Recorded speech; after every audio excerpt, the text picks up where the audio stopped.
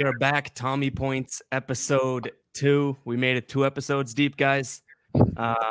Great first episode, if I do say so myself. I think you guys would agree. But, we're 2 episodes in and we're kind of already falling apart here. So, for those of you that don't know, I didn't tweet it out, Riley. I think you kind of let your followers know what happened to you, but I didn't tweet it out. I have COVID right now. It sucks. I'm doing all right, quarantining. I don't think I've endangered anyone else, so that's good. But Riley, you busted up your elbow. Yeah, dislocated my elbow playing basketball. Basically got tackled going for the layup, so that's fun. We are falling apart. Dante, you're the next chip to fall. Listen, Evan's got COVID. I'm happy he's doing well. Riley has an injury. I'm happy he doesn't need surgery. I don't know what's coming. I don't know what's coming next. I am in last place in my fantasy football league. I'm not saying it's as bad as what you guys are going through, but that does suck. So I guess something's happening to all of us. Not that I want it to happen, but if Riley, has a hurt elbow and I have COVID and your punishment is that you in your fantasy, you're pretty bummed. That's fair. That's fair. But, that's more than fair. Yeah, but anyways, this is episode 2 of Tommy Points. Again, we appreciate everyone that tuned in last episode. If you're tuning into this episode for the first time, be sure to subscribe to the YouTube channel. And before we get into this episode, just a word from our sponsor. Today's episode of Tommy Points is proudly supported by Free Lunch Coffee. Free Lunch Coffee is on a mission to end hunger from the lives of young children. Now, if you're like me and many others out there, you want to make a difference in this world. You want to give back to those in need, but you're not exactly sure how to do so. Well, look no further than Free Lunch Coffee. Free Lunch Coffee makes it easy and completely practical. Everyone loves their coffee in the morning. Well, why not give back to those hungry kids while you're sipping on your coffee? When you buy one bag of Free Lunch Coffee, you're providing 10 meals to children in need, and Free Lunch Coffee gives away 50% of the money they make to end hunger in the lives of young children. It's really, really awesome what they're doing. They also have some amazing custom-made mugs and tumblers, and each mug provides 10 meals, and a tumbler provides 20 meals to children in need as well. It's the giving time of year. Go out and do something about it. Free Lunch Coffee is offering a 100%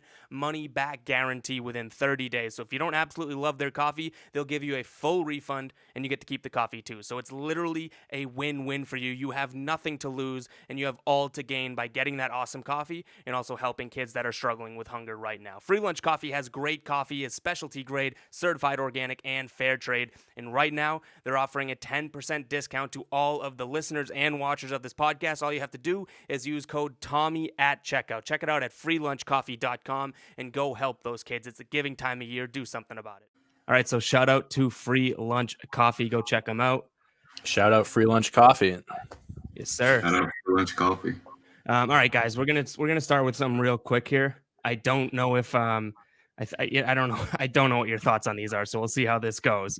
But boy, oh boy, I'm gonna say these right off the bat. Like, I'll just give my take. I'll spoil it. These are the new Celtics. What are they called? Earned edition, right? I saw them leak on Twitter. I think they stink. Like, I think these jerseys, like, I don't know why, but I think they stink. They took the normal Celtics jersey and just played with the colors. And I don't know, Riley, what do you think? There's too many different variations of green. It kind of just looks like someone threw up on the jersey, to be honest. Look at Dante. Dante can't even look at it. I just it's not even like these are the ugliest things I've ever seen in my life. It's just like, why do the Celtics have to continuously just put out like just bad jerseys? Why can't we have like 1 or 2 jerseys that we look forward to wearing and they keep giving us this? This looks like a Seattle Seahawks jersey. Like, it looks like we're like that's a football jersey with the. I know why they did it. I'm putting 2 and 2 together here. They got Pritchard. We'll talk about him in a little bit. This just looks like Oregon. Yeah, that's why I did think that too. I solved the puzzle. But I don't know why there's so many shades of like there's every single shade of green in this picture. Yeah, it's way too much. Leggings, do you guys think like they should have like an alternate color, like not like a black or a white? Like, I mean, like I'm thinking like a gold type of color, like gold and white or something. Like kind of like what the Mavs did, that their newer jerseys. I feel like if the Celtics just had an alternate color like that, it would make things so much better. But we just keep going with green. So you know how like the old, like, what is it, the 70s, 80s, that time frame where the warm-ups had like that fine little And we've had jerseys with the yellow in the past too. I think like a couple years ago, but or last year we had that like that burnt gold, whatever it was. But I do think that they should include something like that. What did you guys think of? I don't think we had the show up and running yet. What did you guys think of the banner jerseys? Honestly, people weren't really a fan of them because of like it wasn't that creative, but I like the meaning behind it. I think it like looks good. I think it fits like the theme and like what they're trying to accomplish. So I think that's good. But at the same time, it is kind of boring and simple. But like I said, the meaning's cool. It's better than this. I'll tell you that. It's true. I just thought it was like too cramped in there. They're definitely better than this. I think they're pretty clean, to be honest. I know a lot of people didn't like them. I think they'll look better on our players and like when we're actually out there playing. Yeah, I think you gotta understand too the banner concept. You know what I mean? If you see them, Exactly. you're just like, what they just say. It's literally like Times New Roman font Boston Celtics. But yeah, so I figured we'd just start the show reacting to those because I saw them I think early this morning, and I know Hopefully they only play like 3 games in those jerseys. No more than like 5. But it could just also be a fake, you know, maybe it's a leak. Nothing official yet, so we can cross our fingers. But all right, we're recording this the day after the first preseason game. We had our first live action to talk about on the Tommy Point show. So the Celtics lost to the Sixers. I don't think we need to talk about the actual loss or like the game. It was preseason. No one should really care. But there are a few things that obviously will bounce around in today's show. But I think we owe the people watching this our very first. We'll do a little roundtable here, giving out our Tommy points. So the name of the podcast is Tommy Points. If you're not aware, I should be aware by now. But I think each game, or at least each episode, will do a sort of Tommy Points, of the week. So, Dante, we'll start with you. I think this one's obvious for Dante. I did say first episode we were talking about players that we think are going to make an impact, and I said people are kind of sleeping on Payton Pritchard. Last night, listen, you said it. I get it. It's a preseason game. All right, it's just a preseason game. Nothing to get worked up over or anything like that. But Payton Pritchard looked legit last night. Okay, listen, this kid, 4 years of college, had plenty of experience, come to the NBA, 26th overall pick. I never even heard of him before he got drafted, but after watching his tape and watching the way he plays, I figured, especially with the guard position being thin, I think he's gonna step up early on in the season. Last night, 16 points, 4 rebounds, 2 assists, shot 6 for 10 from the field, 2 for 6 from 3. I mean, the kid was just every second he was on the court, he was going. And that's what I love about him. He's like a motor. He's like a Marcus Smart. When he's on the court, he makes the most out of every minute that he has because, unlike Marcus Smart, he's not going to be playing 30 minutes a game. So he's playing 15 minutes a game. He's going to make the most out of each and every one of those minutes. And that's what I love about him. He's high energy, tenacious on defense, just gets his teammates going on offense, can hit big shots. There's nothing not to like about the kid. I think he's going to be pretty damn good in Boston. So he gets my first Tommy point of the year. Yeah, it sounds like you really hate him. Riley, who you got? I'm going to go with Jeff Teague. He came out good one last night. I think he shot 7 of 9 and then 4 of 4 from 3. I mean, if he played the whole game, he might have dropped 30 points. Back to last week's question from someone who asked if he was going to drop 31 on opening night. Yeah, close. Change my answer. He's making me nervous now. He's making me nervous about my answer. He looked really good, especially shooting.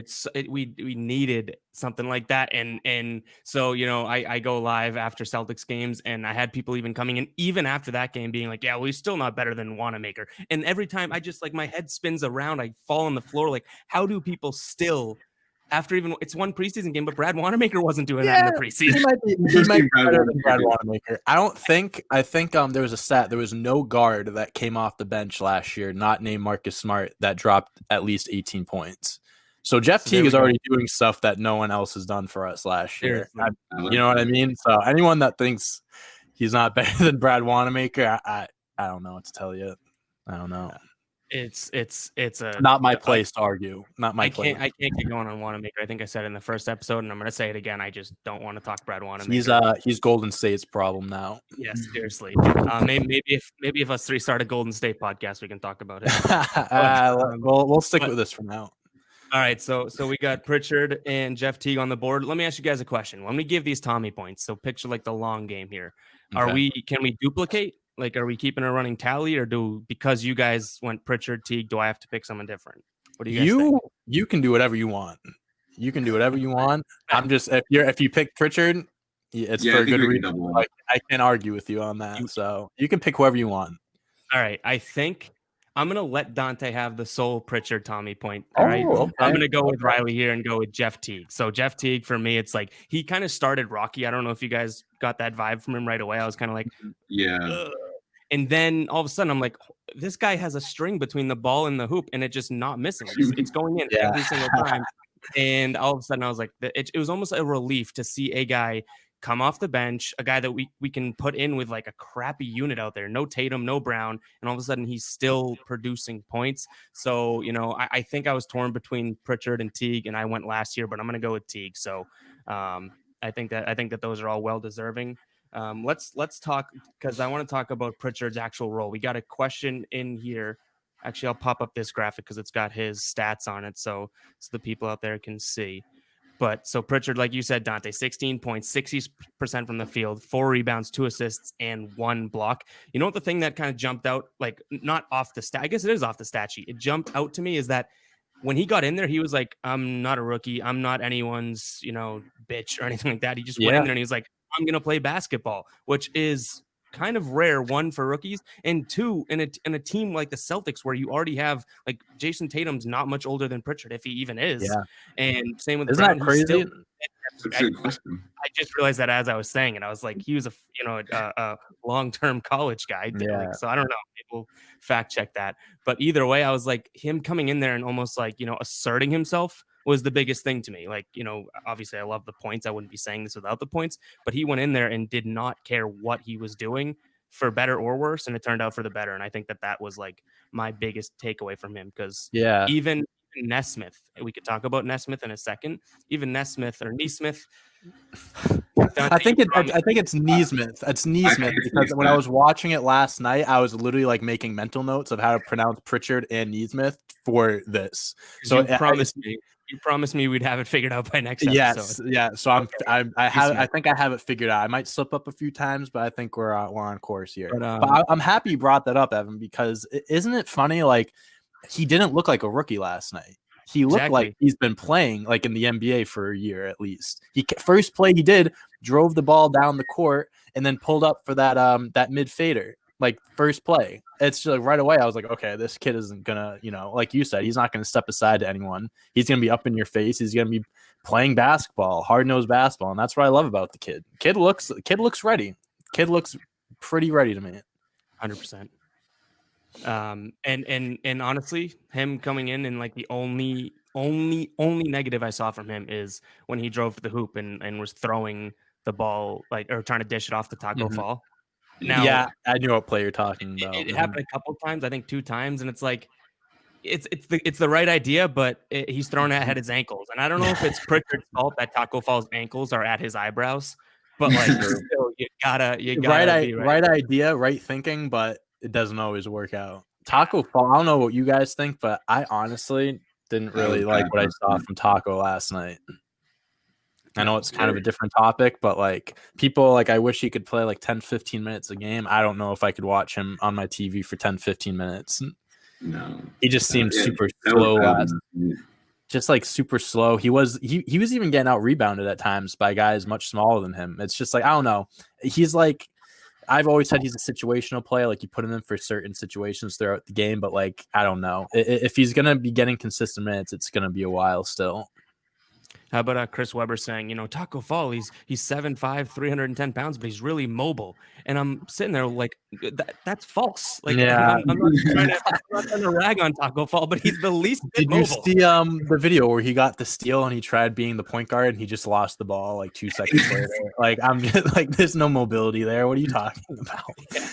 But, I wish, but I'm like, okay, Chris Webber. Also, I don't think like we need to, like, I've heard Chris Webber completely like botch his broadcasting in the past, so I don't think we need to worry about that. But like, saying Taco Fall's mobile is almost like just like all right, come on, give away more that you have no clue what you're looking at here. But all right, let's turn to the other rookie here. And Riley, what did you see out of Neesmith? I thought Neesmith looked good. I know I'm pretty sure he hit his first 3. It was like a step back or something. Yeah. His shot just looks supernatural. Like he looks like a shooter. You know, he played great defense. He played a great all-around game, in my opinion. First game. I think it'll continue to improve. I just didn't like that he didn't play like for the first whatever. I was like, what the hell? I was honestly like hoping that he was like, I was hoping he was hurt. Like I was like, there has to be a good reason why he's not playing. Like he better be like nursing his ankle that he hurt a few months ago, whatever. It's like, why is he not playing? And then first play within 40 seconds, he hits his first three. It's just like, why haven't we been playing this kid?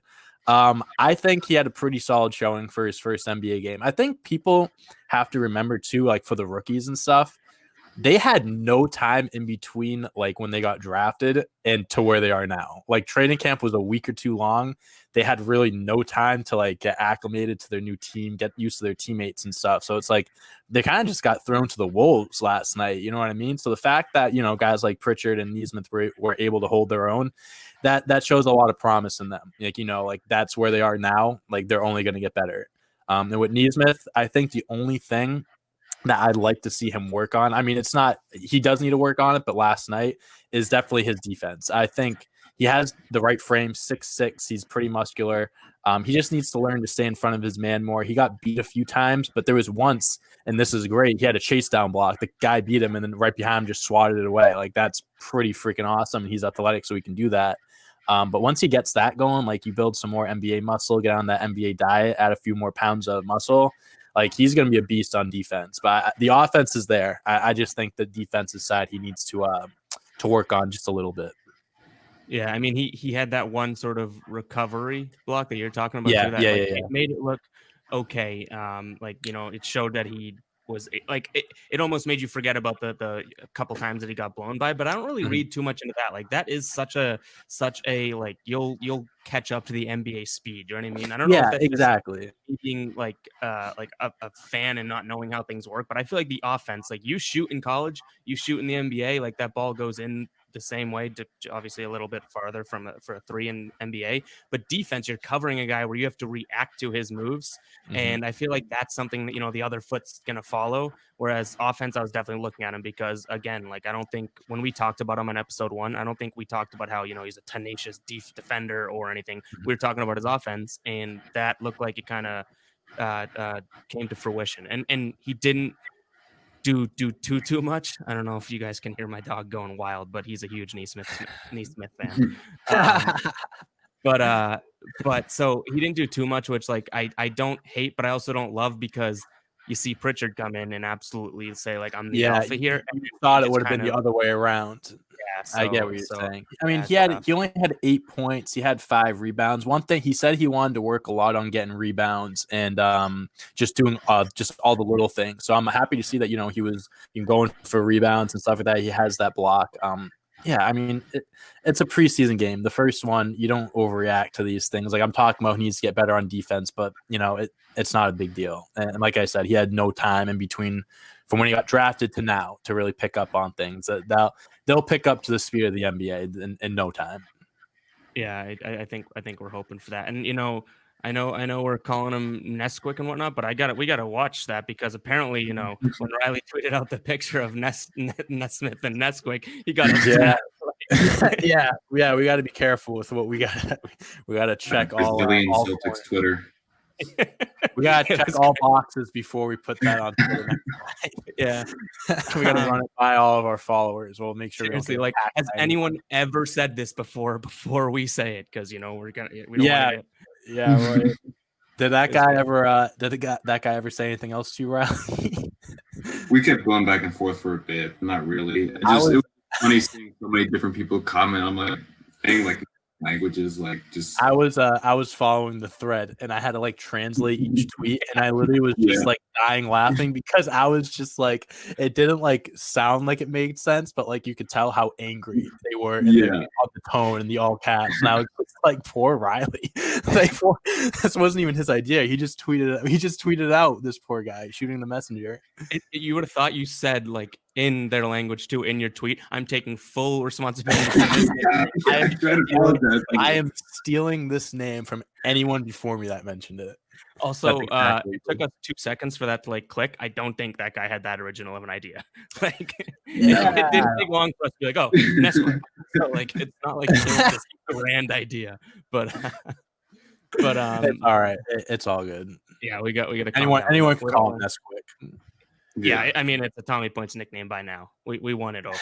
All right, let's bounce around between a couple more guys here. Let's get our takes on them, and then we can talk about just, I guess, whatever comes to mind. But Robert Williams, I think that he was a guy that, I'd seen all over Twitter. A lot of people had their eye on, and I think we even mentioned in episode 1 that, this is a guy that really could potentially change the rotation of this team. If we need to go to Robert Williams, or I should rephrase it, if we have the ability to go to Robert Williams when we need to, it could be huge for this team. What did you guys see out of him? I mean, honestly, not much of what I've seen, not much different than what I've seen from the last year or two. I mean, the thing with Robert Williams that he needs to improve on little mechanics. Like, one thing that he does a lot is he jumps a lot. Like, if he goes for pump fakes, and he fouls a lot. He had 5 fouls last night in 19 minutes. 8.6 rebounds, 1 block. We all know how great he is around the rim. We all know he's athletic, he's quick, he can catch lobs, do this and that, and that's valuable. But he still needs to work on little things that kind of not bring the team a step backwards, but like, just he can't be giving up those fouls. Like, if he needs to stay on the court in order for Robert Williams to prove himself, and like, he needs to stay healthy and stay out of foul trouble to stay on the court. And I mean, last night, I'm happy that he started. I'm hoping that he gets solid minutes this year. I know he's going to have Thompson and Tice to go up against. But I just hope when he's on the court, he takes advantage of those minutes. Kind of like how I said with Pritchard, just take advantage of those minutes and just do what you do best and try to just get better. I know he wanted to be more of a leader. He's being more vocal and stuff. But he needs to go improve it when he's on the basketball court. Not that he had a bad game last night, but it's just like, I'd like to see more from him. Yeah. I feel like saying the same thing as Dante, like, I haven't seen it change in the past year or so. Like, the times when he looks great and he looks like he's, able to hang with like Joel Embiid and whatnot, but then other times he just looks so raw and just does things that that's the word. It's so raw. Like, I feel like he's still like just out of college or something. Like, he's been in the NBA this is his 3rd year, so it's just like, I don't know. There's a point where you have to start showing improvement in at least different aspects of the game. If you're not, then I love the guy, but it makes you think, like, how much longer can you hold on to hope? You know what I mean? Yeah. Hoping he turns into something that it might not be. Yeah, I think if, like, and I don't mean to beat a dead horse, but if he's able to take the leap that we want him to take, or that people need him to take or expect him to take, then all of a sudden, we mean business. Like, this guy is good to go. But it's only one preseason game. Like, he talked a big talk saying he's ready to take a leap this year, and like, I didn't see that last night. But by no means was I like turned off by him. It's like, okay, well, it's not like he went out and got fat or can't jump or like got worse. Like, I don't know. Like, it was almost a moot point for me. But, all right, I got one last player I kind of want to spotlight here, and then we can just get into, I think we could talk about some of the bigger names, but here we go. So let me start this off. This is your tweet.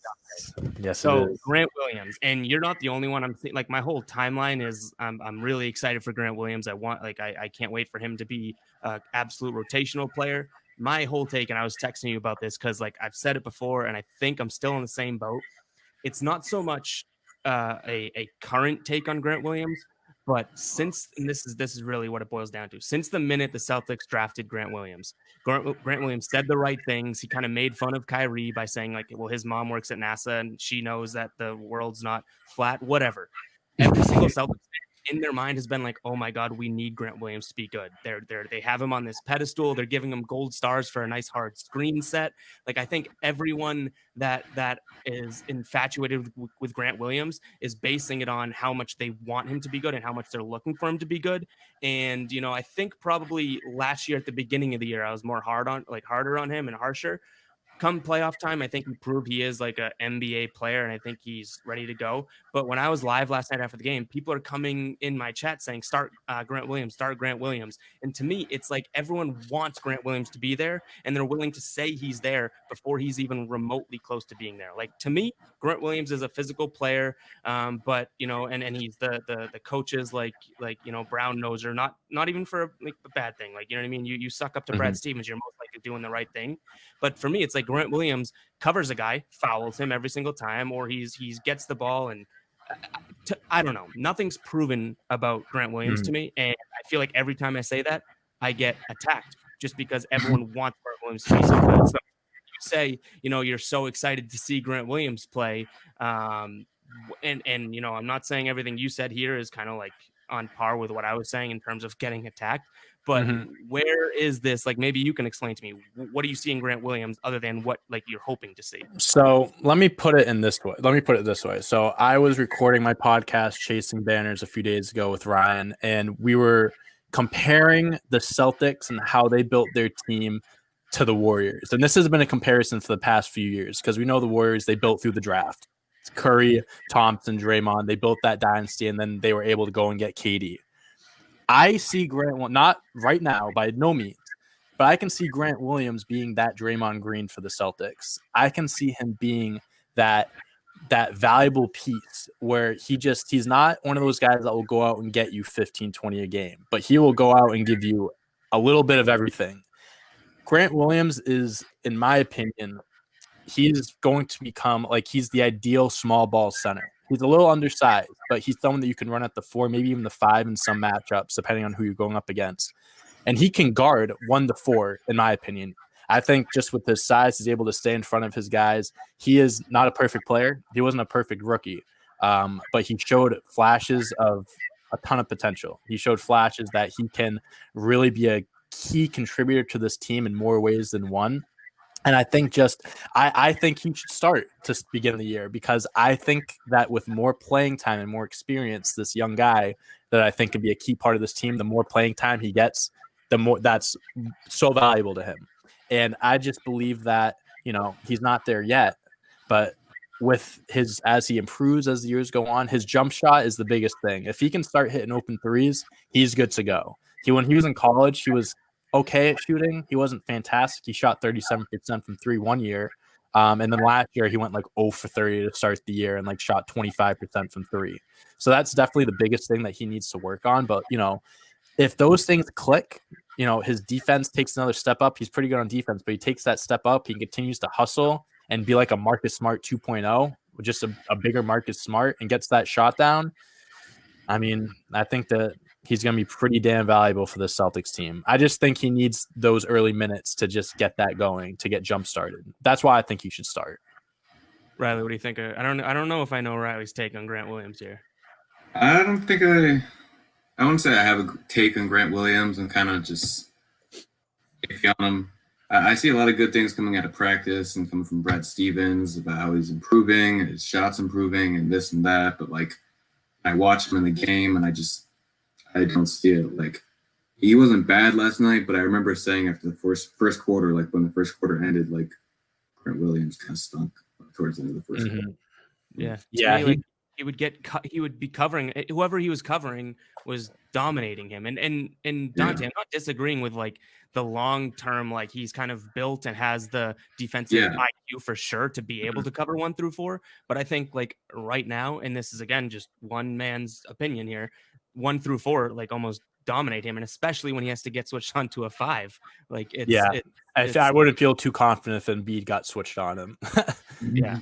I think another thing, too, is I just want to add into my point of him starting. I think he wouldn't be bad starting simply because he doesn't take anything away from anyone around him. So I feel like he might be more valuable in the starting lineup than it would be just having a guy that could give you 6 a game, 5-6 points a game off the bench. Just have him start and just be a good all-around player. That's another reason why I think he should start. But everyone has an opinion. I think Grant Williams isn't there, but I think in time he will be. I think he will. Yeah, I can agree with the like he doesn't take anything away. I think my gripe is, and I don't know, you're towing this line, so I'm not sure, but my gripe is more or less with the people that just almost praise him to the nth degree, which I at the get same that. time I get it, but I think it's almost like it's too early to. And Yeah. I've also said this too, if he turns out to be what we want him to be and whatnot, like I'm not gonna be like, oh, I still hate Grant Williams. Like, no, like that'd be good, but he's just not there. No, I get it. He's not someone that I'm going to put on a pedestal, but I definitely have my eyes on him. I definitely have a lot of confidence in him. That's fair. That's fair. All right, these guys, I think they'll be, and then we can get to some fan questions and a couple other topics we have here. But Riley, I don't know if you can get Tatum to a barber or something, because he had 10 points. He's 4 of 13. He was in the positive for plus minus if you care about that, but like that's not what we're looking at of a guy that we just signed the extension. You know what I mean? So what do you think? No, that was just a bad start. I mean, to be honest, he never really does well against the Sixers. I think Simmons does a pretty good job on defending him, and Tobias Harris at the end of the first half locked him up. I think cutting the hair obviously would help.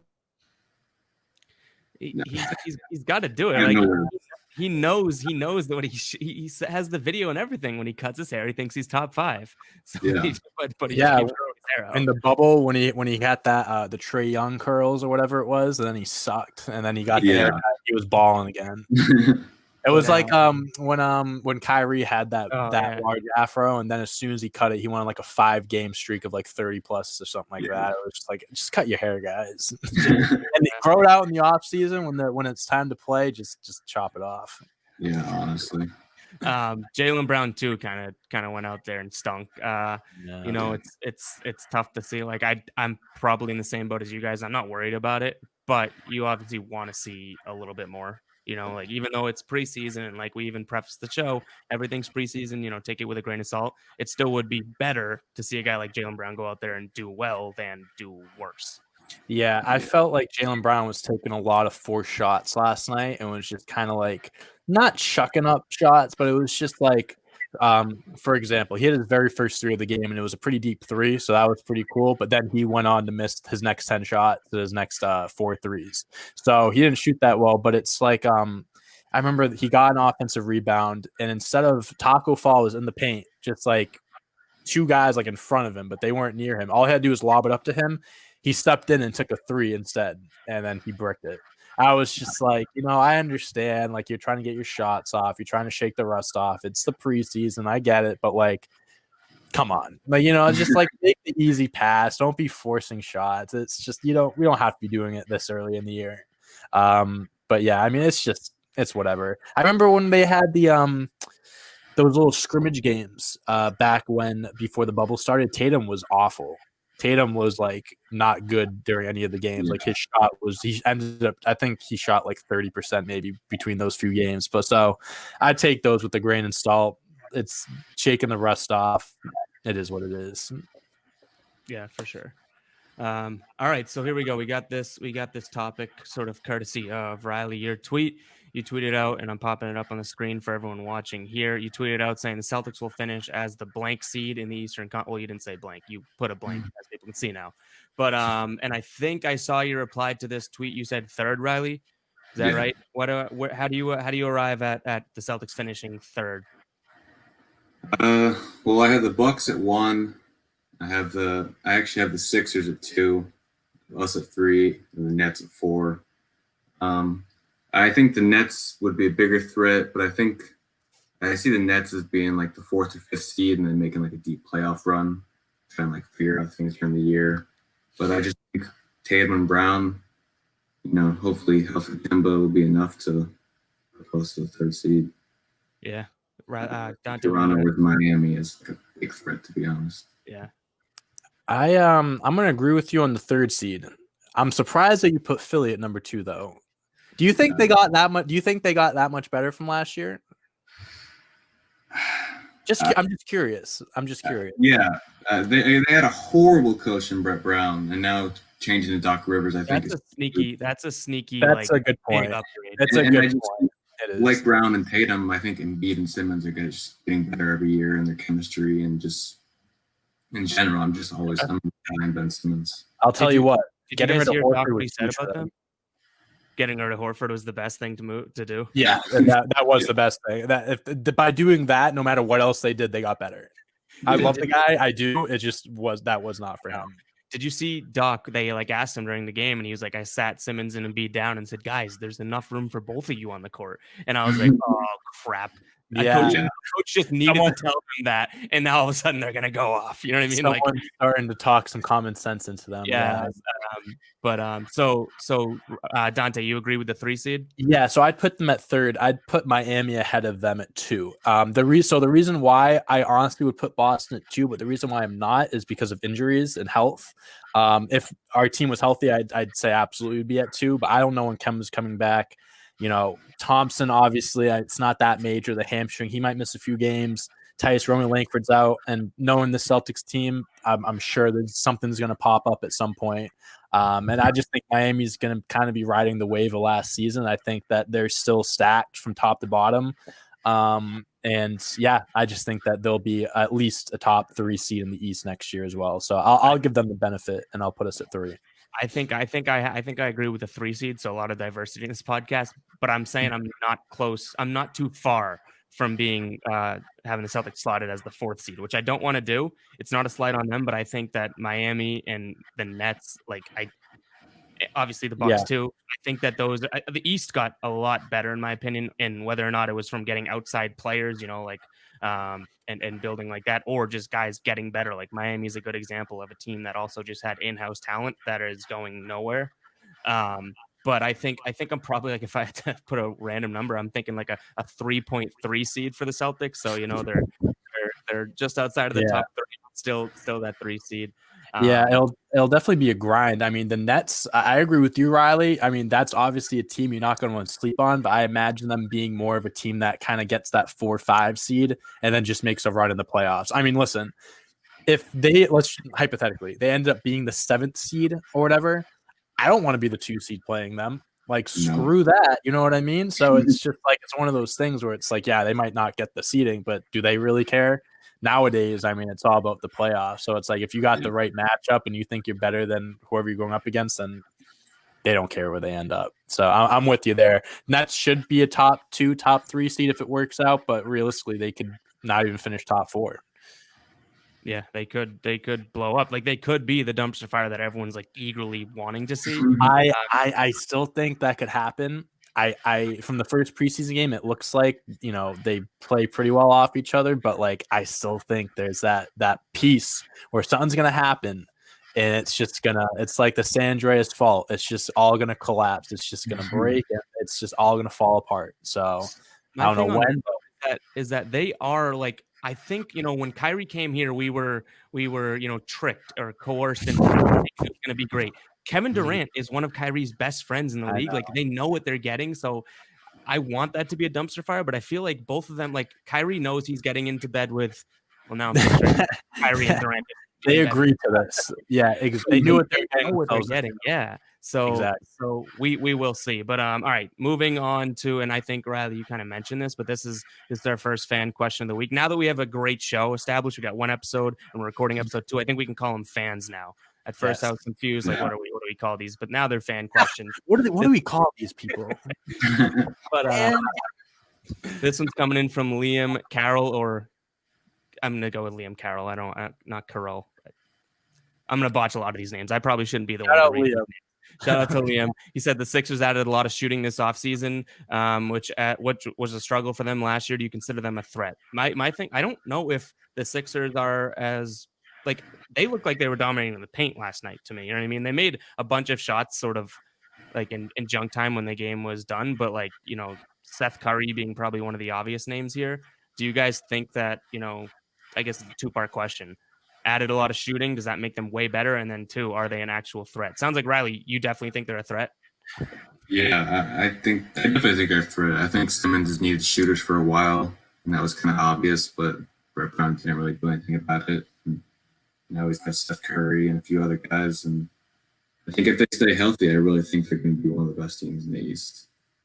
Yeah, Simmons and Embiid do, I kind of already mentioned too, if they do just all of a sudden say, okay, let's be superstars together, that's a pretty ridiculous duo. We are yet to see the finished product of Simmons and Embiid 1,000,000%, Like it's kind of scary. Yeah, absolutely. I think they got a lot better with shooting. I said this just by getting rid of Al Horford, they got better. I think they got better this offseason, getting Seth Curry, who one of the best shooters in the league. Statistically, one of the best shooters of all time. I mean, if you look at his percentage, he's one of the best ever. And then you add Danny Green, who not only adds shooting, but he also adds experience. He's won an NBA championship the last 2 years. 3-time champ. He got one with the Spurs as well. And also, not for nothing, I really like this kid. They drafted Tyrese Maxey, who comes off the bench for them, and last night he had 8 points and 3 assists in 12 minutes. The kid just has you can't stop him on offense. He's just going a million miles a second. He could really put the ball in the basket. I think they added some great additions to this team. They got rid of some players that weren't fitting, what they were trying to accomplish. But that being said, I still wouldn't put them ahead of – I know we just talked about this. I still wouldn't put them ahead of a team like Miami or Boston or, maybe Brooklyn. Because we just haven't really seen Brooklyn yet. But it just comes down to Simmons and Embiid. Like Evan said, like if they just decide to figure out and think like, hey, like let's just be superstars together, like that's one of the best duos in the NBA. I personally do not think that they work well together, and I personally don't think that they'll ever win anything together. I've said this so many times in the past, and I will, take everything back. I'll chew on my words, whatever, if they prove me wrong, but they just haven't. It's just, I don't know. I feel like the Sixers are better off building around one of them. And in my opinion, that player is Ben Simmons. But at the same time, you don't want to get rid. You have 2 stars. You don't want to get rid of one of them when you can try to make it work. This year, I think this upcoming year is a make or break year for this team, because if they get a new coach, new players around them, and it still doesn't work out, I think we're going to see some changes in Philly, in my opinion. You mentioned something that I feel like is a good question that's asked all the time too. So I'm going to piggyback off of it. Which one would you keep if you had the choice between them? I'm on the opposite side. I think Embiid, and I honestly don't know if that's. I'm going to preface it. I don't know if that's the right decision. I'm just always infatuated by like the dominant player, and that's the key word. It's not like even the better player or whatever. I just think Embiid is a dominant player, and I love dominant players. I've said dominant a million times in the last 1 minute. I think that's why all of a sudden I talk myself into being like, I think Embiid is the guy that you would build around. But then, I find myself stepping back being like, but you can't really build around Embiid as much as you think. You know what I mean? Yeah. I don't think that enough to change my answer. I still think Embiid is sort of like the more unique player, believe it or not. Like I think Simmons is unique as hell, but to me it's like I keep Embiid. So we got you with the Simmons, me with the Embiid. Riley, out of those two, who are you keeping if you need to? I feel like I would want to keep Embiid, but I think I'd have to keep Simmons, to be honest. The reason why, like with Embiid and Simmons, is like you're right. Like Embiid's the better player out of the two. Like right now, like I'd want the ball in Embiid's hands. That doesn't really say much because Ben Simmons can't shoot. But this wasn't meant to be a joke at Simmons. It's just the truth. But anyways, just having Simmons on your team, I feel like it's just easier to build around someone like that because he can't shoot, and I get that, but it's just like he doesn't have to shoot. If you just put shooters around him, good, perimeter defenders, wing defenders, 3-and-D guys. This is just a hypothetical, but like in my opinion, let's say the Sixers traded Embiid for Bam Adebayo and Tyler Hero. That hypothetical, that makes the Sixers so much better, in my opinion, because you're giving him a big man that can just run the floor, that he can't really spread the floor that much, but he's quicker. He can do a lot of things. He can pass the ball extremely well. And then you got another shooter in Tyler Hero. Embiid is an exceptional talent, and he's one of the best, if not the best, big men in the game. It's just very hard to build around someone like that in just the modern day NBA. And I think just looking to the future, Simmons is someone that you'd much rather want to build around than Embiid. I know they both have injury histories, but I'd be more concerned about, holding on to Embiid in the long run than Simmons. But yeah, you can make a fair argument for both sides too. Yeah, it's not really like a right or wrong answer. Yeah, it's not like you're getting screwed over by only having one of them. So you're still going to be pretty good if you have one of them. It's not exactly. All right, we got another. I don't think we're going to be able to get to all the submitted questions. We got a lot of them, and I imagine we're going to get more and more. I think we'd like to put up as much as we can, but it's going to get tougher and tougher as the show grows. But here we got one. This coming in from Stone Fearing. So I think he's made an appearance now 2 times on the show, first episode and second. So shout out to him. He says, who would you want the Celtics to target with the trade exception? Dante, I know that you've, I think, blogged a couple different options and whatnot. So I'll throw it out to you guys, and it can be one of the more probable names or sort of like a dream name. What do you guys think? I think with the trade exception, the Celtics should go after a guard or a big man. And I know that's just kind of like just a broad statement, but I think the Celtics need to go after someone that can just strictly put the ball in the basket. Like Buddy Hield is an example. Not a lot of people are, a huge fan because he's kind of overpaid and stuff. The dude can shoot. Yeah, he can put up 19, 20 points a game. I think he'd, as a shooting guard on this team, I think he'd fit in pretty well. Pipe dream, Bradley Beal. It's going to take more than the trade exception to get him. But obviously, if that's someone that's available in trades, Danny Ainge is definitely going to be interested, especially considering he's best friends with Jason Tatum. I mean, that's definitely going to be someone that he checks in on. But honestly, I'd much rather them not do anything with it now and wait until next offseason. And the reason why I say that is because let's let this year go by. Let's see where Kemba Walker is, because if this knee injury is as serious as if it's as serious, why I hope it's not that serious, but if it is serious and he doesn't, look like the same Kemba after this year, use that trade exception and get a point guard.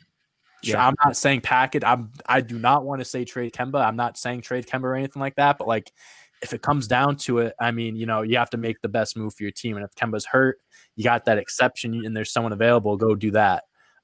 That's what I think Danny Ainge should do. And plus, like, you wait another year, who knows what will happen in a year. There'll be more available players next off season, more players that will request trades and stuff like that. Excuse me.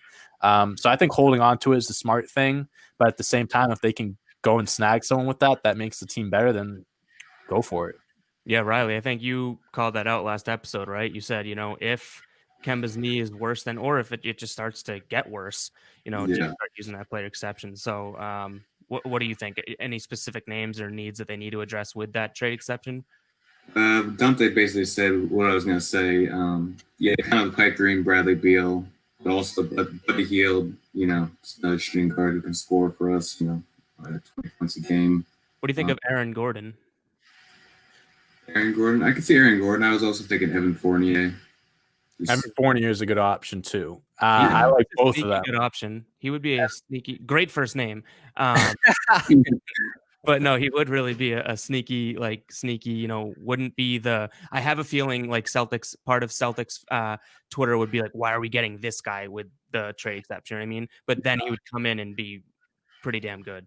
Yeah, I think Fournier would be lights on this team. Aaron Gordon, I don't oppose that. I would like that idea because he's kind of like he probably would fit in well with the Jays, just being able to run the floor and stuff like that. I feel like there are better options, but I wouldn't be opposed to it. If there was nothing else you could do with it, and Aaron Gordon is the only guy on the table, I'd be totally okay with that. But I think there's going to be a few guys that they can try to get within the next year. So we'll just see who's available.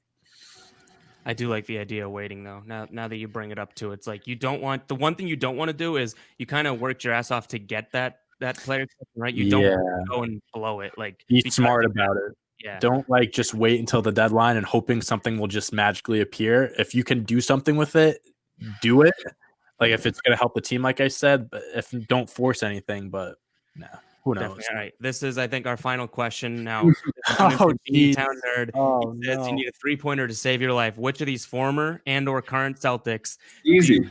Are you kidding me? What do you mean? What? So, hold on. I'm going to eliminate the bottom 2 names. Kelly Olynyk and Kevin Garnett are off the table. All right. Oh, come on. I was going to say, why is Kelly Olynyk on this list? I'm in a heartbeat. So we have to choose between Perk, Shaq, and Taco Fall.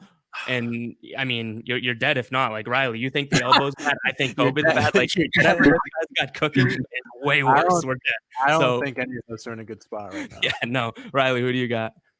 I'm just gonna take Taco Fall because I think that would be ridiculous to see Taco winner, especially if it was like a buzzer beater. Just see his form. Just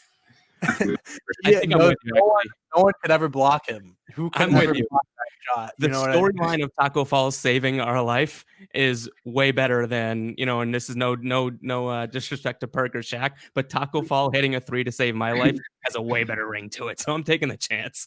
Yeah, I think I would definitely ride with you on that one. But honestly, I'm going to follow the statistics here, and I'm going to pick the one guy that actually has hit a 3 in his career, and I'm going to go Shaq.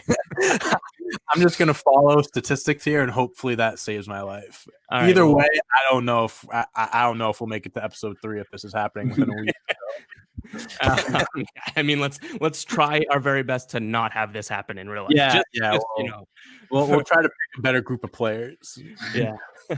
But all right, guys. So I think that's what we have for topics. I have one last question to you guys. If you don't have anything else, I say give me one thing you're looking for now in the next, because I think this episode will come out the day before the next preseason game. So what's one thing you're looking for against the Nets? Barring anyone not playing and whatnot, almost just exclude that for a second. But what's one thing you're looking for to keep an eye on, I guess, in that Nets game? I'm gonna say that the 3 guys I looked at the most in game 1, Teague, Pritchard, and Neesmith, I want to see how they bounce back from their first game. I think that we saw flashes, we saw good things from those 3, and now it's a matter of whether or not they can do that on a daily basis or every game. So we'll see if Teague. I don't know if Teague is going to shoot 4 for 4 from 3 again, but I'm hoping that he can bring that energy and that productivity off the bench again. And same with Pritchard and Neesmith. Just looking for growth out of those 2 and just continuing to get better every game. Yeah, Riley, what do you got? Yeah, obviously I want to see Jason and Jalen play better, but I think a big thing is to see Teague play well again. I can't understand that it's not just like one game here and there where he plays well. It'd be nice to see him come out and score 15, 20 again. Be efficient again. So you start to think that he's going to be a reliable backup for whatever. I think I'm looking to see Grant Williams do something. This has been. I need to see it. I'm fighting the fight right now against him. I want to be proven wrong. I want to see something from Grant Williams. So I got an eye on him. And we'll see how that plays out. So here we go. Last question. It's not really a question. It's a proposal to everyone listening. So if anyone's made it, 50 minutes into this podcast, they clearly love the show. They want to. Yeah, thank you. First of all, thank you. Right. Good. Thank you. I was gonna ask for something right away. I think that we gotta figure out how to get either Pritchard or Neesmith on the podcast. I don't know if being in season is difficult, but I know that they'll see it if we try to work towards it. So, if you guys are watching, tweet at them, whatever. It's a shot in the dark. Who knows? But we can get Neesmith on here and we can at least finally confirm. First question: how do you say your name? But other than that, do you guys have any last words for the folks listening here? I really have nothing else to add. Riley? Jason Tatum needs a haircut. Yeah, I think we're all in agreement there. Yeah. Go see a barber. There's plenty of great places in Boston. I know there are. Come on. Yeah. But all right, guys. So thank you for listening, watching, everything to Tommy Points episode 2. This show is only going up from here. That makes it sound like it's a bad show so far, but it's good and it's great, and it's gonna get even greater. So thank you guys for listening, watching, and we'll catch you in the next episode. Yes, sir. Go Celtics. Go Seas.